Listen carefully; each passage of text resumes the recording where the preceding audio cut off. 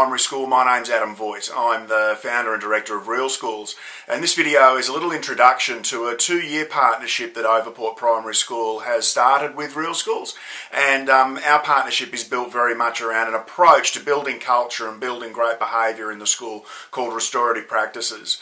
And myself as a principal, I've used Restorative Practices in a couple of schools where I worked to really not only get better behaviour happening in the school, but also to build better connections. And through that we build a fantastic learning culture, and through that we get some outstanding student results. So I really think that this is something that's not just about doing behaviour management a little bit better. It's really about trying to make sure that we go to the purpose of what our school's all about.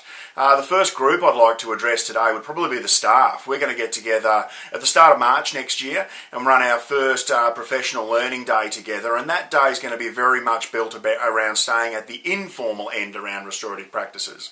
A lot of people, if they do know something about RP, think that it's a lot about running a formal conference and dealing with something once it's really serious, and really making sure that we get very formal and scripted about the whole thing, and people get a little bit rigid about it, and that's actually not where the power of restorative practices are. Restorative practice power is at the informal end. It's in every little interaction that you have with the young people that you're working with, and also with each other, and also with the community and the parents and the families.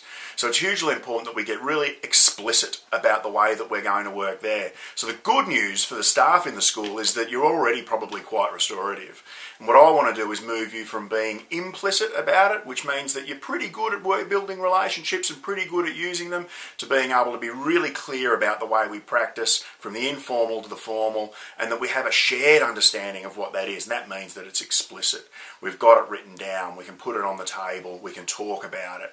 And that means that when we talk in schools about wanting to be on the same page, that we've actually got that page written. The next group I want to speak to would probably be the parents and the families, and to tell you that this is a really exciting development that the school actually can't get full benefit from unless you're on board. So what this is about, and the great part about being a parent who has a child going to a school that's going down the restorative path, is that we start to actually think about not just getting better day by day, but building better connections, getting to know what the school is up to. And what I found anyway as a principal, and what most school leaders and teachers find around the country, is that if parents can understand why we're doing things, then we don't end up having arguments about what we're doing.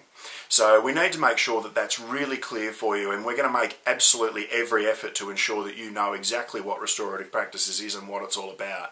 And that's why we're going to have a parent information session. It'll be on Tuesday the 25th of March at 7 p.m, and I just cannot push any harder on the idea that we need you there. We need you to come along and know about this, so that when your kids come home and explain the way that we're working and how things have changed and why things are different and what's working and what the challenges are, that you'll be up to speed. The Restorative Practices is about partnership. So it's very much an exciting opportunity for schools and families to get on the same page, but we need you to know. So I can't encourage you any stronger to come along on the 25th of March and find out what it's all about. The great part about that 25th of March day is that I will have spent the whole day with your students. So with the young people at Overport Primary School, and this message is directed to you, is that we can't get a positive improvement in your school without you either.